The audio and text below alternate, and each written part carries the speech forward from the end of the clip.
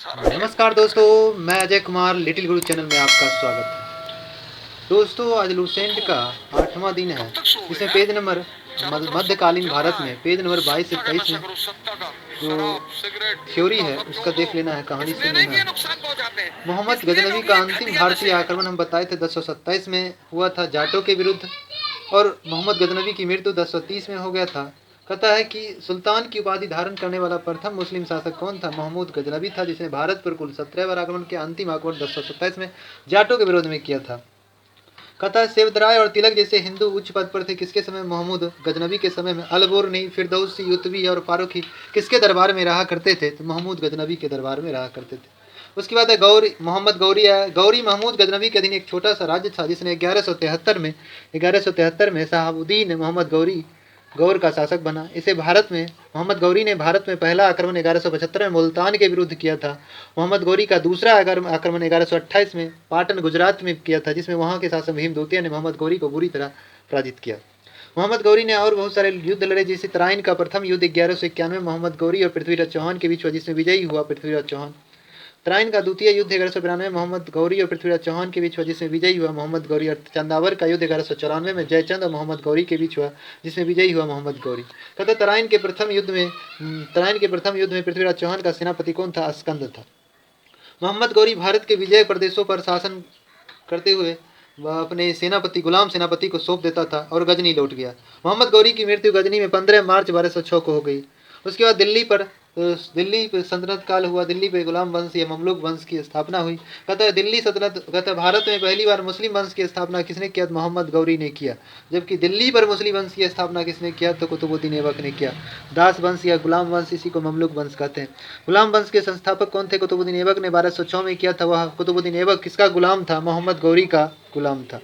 गुलामों को अगर कहा जाए तो फारसी भाषा में क्या कहा जाता? बंदगा कहा जाता था, जिसे सैनिक सेवा के लिए खरीदा जाता था।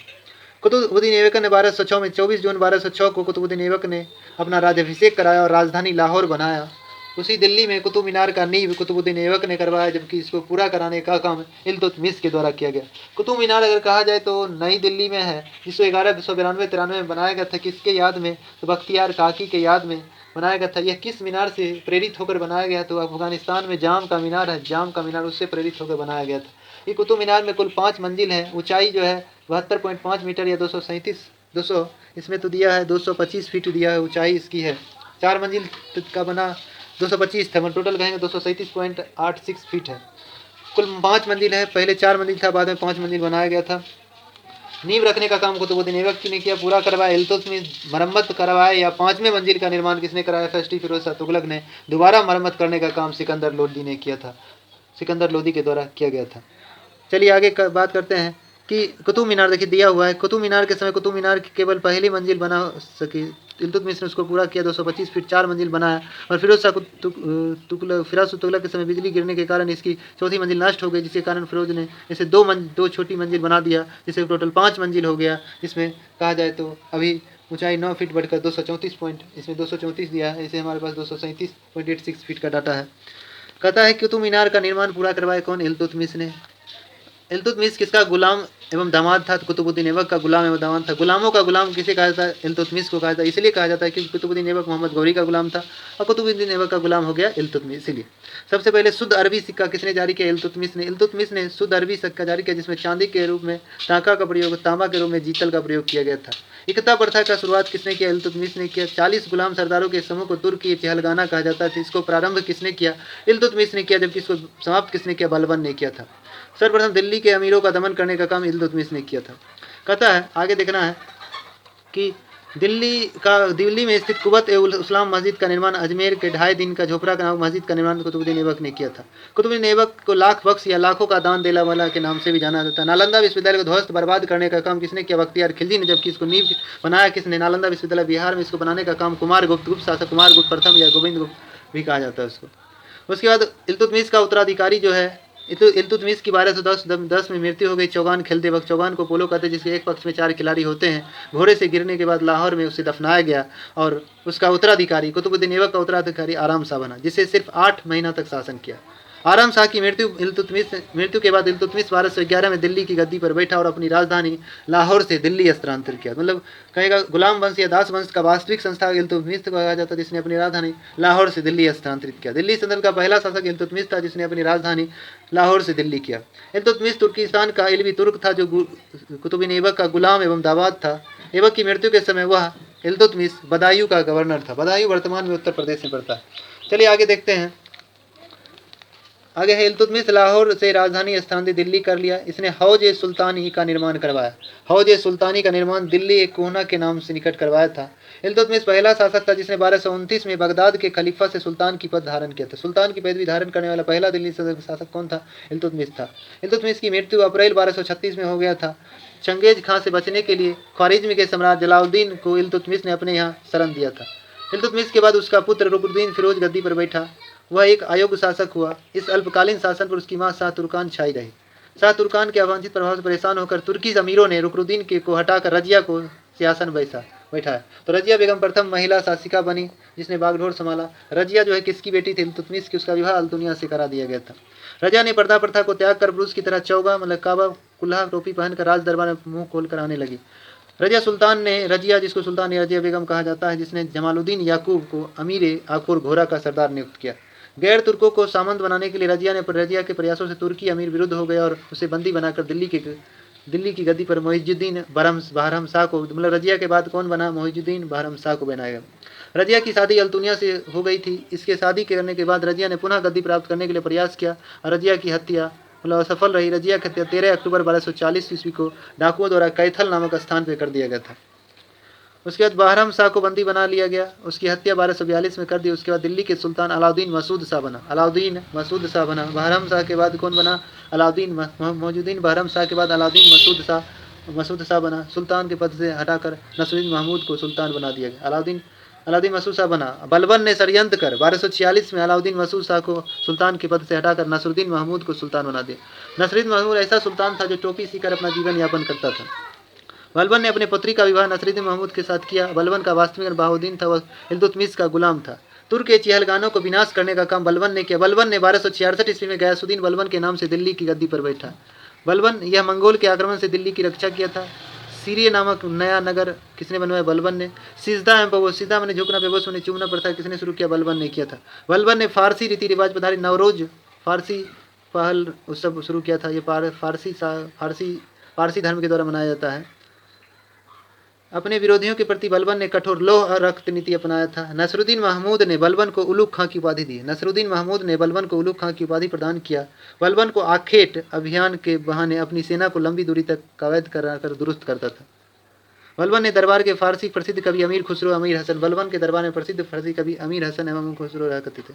गुलाम वंश का या दास वंश ममलूक वंश का अंतिम शासक कौन था? शमसुद्दीन कैमूर्स था। शमसुद्दीन कैमूर्स। अब आगे देखना है खिलजी वंश का देखना है। खिलजी वंश जो है खिलजी वंश की स्थापना जलालुद्दीन फिरोज खिलजी ने किया था। खिलजी वंश की स्थापना जलालुद्दीन फिरोज खिलजी ने किया था। कब? 1290 से 1230 तक। खिलजी वंश के गुलाम वंश के बाद खिलजी वंश आया। 13 जून 1290 को जलालुद्दीन फिरोज खिलजी वंश का संस्थापक बना, जिसने अपनी राजधानी कलोखुरी बनाई थी। खिलजी वंश की राजधानी कहाँ थी? कलोखुरी थी। अपनी राजधानी बना। जलालुद्दीन खिलजी की हत्या 1296 में उसके भतीजा एवं दामाद अलाउद्दीन खिलजी ने कर दिया। 22 अक्टूबर 1296 को अलाउद्दीन दिल्ली का सुल्तान बना। अलाउद्दीन के बचपन का नाम क्या था? अली अंगुर। अलाउद्दीन खिलजी के बचपन का नाम अली अंगुर सप्पा था। अलाउद्दीन खिलजी ने सेना को नगद वेतन अस्थायी सेना नींव रखी। दिल्ली के शासकों में अलाउद्दीन खिलजी के पास सबसे विशाल अस्थायी सेना था। घोड़ा दागना और सैनिक का हुलिया लिखने की प्रथा किसने किया? अलाउद्दीन खिलजी ने किया था। अलाउद्दीन खिलजी ने। भू राजस्व कर जो है अलाउद्दीन खिलजी कितना था? 50% था। दर बढ़ाकर 50% कर दिया, 1/2 कर दिया था। इसने खम्स लूटा गया धन सुल्तान के हिस्सा के बड़ा 4 भाग के स्थान पर 3/4 भाग मतलब 75% कर दिया था। इसने व्यापारियों को बेईमानी रोकने के लिए कम तोलने वाले व्यक्तियों के शरीर से मांस काटने का आदेश दिया था, जिससे मूल्य नियंत्रण प्रणाली मजबूत हो। दक्षिण भारत के विजय के लिए अलाउद्दीन खिलजी ने मलिक काफूर को भेजा था। मलिक काफूर किसका सेनापति था? अलाउद्दीन खिलजी का सेनापति था। जमयत खाना मस्जिद या अलाई दरवाजा किसने निर्माण करवाया था? अलाउद्दीन खिलजी। सीरी का किला एवं 1000 खम्स महल निर्माण किसने कराया? अलाउद्दीन खिलजी ने कराया। अलाउद्दीन खिलजी का इस्लामिक वास्तुकला का रत्न माना जाता है। अलाई दरवाजों को इस्लामिक वास्तुकला का रत्न माना जाता है। देवी अधिकारी सिद्धांत के अलाउद्दीन खिलजी ने चलाया था। सिकंदर ए-सानी की उपाधि से स्वयं को सिकंदर ए-सानी की उपाधि किसने धारण किया? अलाउद्दीन खिलजी ने धारण किया था। अलाउद्दीन ने मलिक याकूब को दीवान ए रियासत नियुक्त किया। अलाउद्दीन ने मलिक याकूब को दीवान रियासत नियुक्त किया था। अलाउद्दीन द्वारा नियुक्त परवान निवास नामक अधिकारी वस्तुओं का परमिट जारी करता था। सहना ए मंडी खाद्य बिक्री हेतु लाई जाती थे। सरार ए अदल वस्त्र, शक्कर, जड़ी बूटी, दीपक ये सब लाए जाते थे। अलाउद्दीन खिलजी की आर्थिक नीति की व्यापक जानकारी जियाउद्दीन बरनी, तारीख ए फिरोजशाही। जियाउद्दीन बरनी द्वारा तारीख ए फिरोजशाही, जिसमें आर्थिक नीति का वर्णन अलाउद्दीन खिलजी के शासनकाल का दिया हुआ है। मूल्य नियंत्रण को सफल बनाने के लिए मुहतसिब, सेंसर, नाजीर, नाप तोल अधिकारी महत्वपूर्ण भूमिका निभाते थे। राजस्व सुधार के अंतर्गत अलाउद्दीन ने सर्वप्रथम मिल्क नाम इनाम वक्फ के अंतर्गत दी गई भूमि को वापस लेकर खालसा में बदल दिया था। अलाउद्दीन खिलजी के द्वारा लगाए जाने वाले 2 नवीन कर, चराई कर जो दुधारू पशु से लिया जाता था, गढ़ी कर जो घर एवं झोपड़ियों से लिया जाता था। अलाउद्दीन खिलजी के शासनकाल में 1297 से 1306 तक मंगोल ने 6 बार आक्रमण किया था। प्रथम आक्रमण 1297 में कादर खां के नेतृत्व में, दूसरा आक्रमण 1298 में सल्दी के नेतृत्व में, तीसरा आक्रमण 1299 में कुतुलुग ख्वाजा के नेतृत्व में, चौथा आक्रमण 1303 में टर्की के नेतृत्व में, पाँचवां आक्रमण 1305 में अली बेग के नेतृत्व में अत्तार और छठा आक्रमण 1306 में कबल इकबाल हंद के नेतृत्व में। अलाउद्दीन खिलजी की मृत्यु 5 जनवरी 1316 को हो गई थी। कुतुबुद्दीन मुबारक खिलजी 1316 में दिल्ली के सिंहासन पर बैठा। यह नग्न स्त्री पुरुष का संगत पसंद था। मुबारक खिलजी कभी कभी राज दरबार में स्त्री का वस्त्र पहनकर आ जाता था। बरनी के अनुसार मुबारक कभी कभी नंगा होकर भी दरबार में दौड़ने लगता था। मुबारक खान ने खलीफा की उपाधि धारण किया था। मुबारक के वजीर खुसरो खान ने 15 अप्रैल 1320 को इसकी हत्या कर दिया, स्वयं दिल्ली के सिंहासन पर बैठ गया। खुसरा को पैगंबर के सेनापति की उपाधि धारण किया। तो इसका मतलब खिलजी वंश का अंतिम शासक कौन था? खुसरो खां था। खिलजी वंश के संस्थापक कौन थे? जलालुद्दीन फिरोज खिलजी। और भू राजस्व नियंत्रण ये सब कौन लाया? अलाउद्दीन खिलजी दागा। घोड़ा दागना, सैनिक होलिया बना, अलाउद्दीन खिलजी। अगले वीडियो में हम 23 से 24 चलेंगे, जिसमें तुगलक वंश के बारे में चर्चा करेंगे। चलिए, वीडियो अगर अच्छा लग रहा हो तो लाइक कीजिएगा, चैनल पे पहली बार विजिट करें चैनल को सब्सक्राइब कीजिएगा, बगल में बेल आइकन घंटा दबा दीजिए, जिससे आने वाला कोई वीडियो पहले आप तक पहुंचेगा। चलिए दोस्तों, आज इतने तक रहते हैं। जय हिंद, जय भारत।